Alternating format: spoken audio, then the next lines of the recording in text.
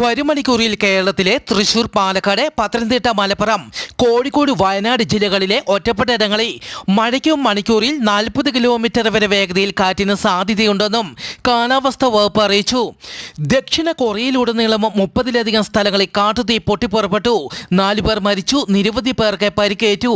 1500ലധികം ആളുകളെ വിവിധ ഇടങ്ങളിൽ നിന്നായി മാറ്റിപ്പാർപ്പിച്ചു. രാജ്യത്തിന്റെ തെക്കുകിഴക്കൻ മേഖലയിലാണ് പ്രധാനമായും കാട്ടുതീ വ്യാപിക്കുന്നത്. തീ അണയ്ക്കാൻ 9000-ലധികം ആളുകളും 105 ഹെലികോപ്റ്ററുകളും വിന്യസിച്ചു.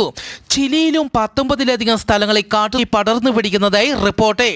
2050 പേരെ ഇവിടെ മാറ്റിപ്പാർപ്പിച്ചു. 36,660 പേരെ കാട്ടുതീ ബാധിച്ചു. ദക്ഷിണ കൊറിയയിലും ചിലിയിലും വൻ കാട്ടുതീ പടർന്നു പിടിക്കുന്നതായിട്ടാണ് അന്താരാഷ്ട്ര മാധ്യമങ്ങൾ റിപ്പോർട്ട് ചെയ്യുന്നത്.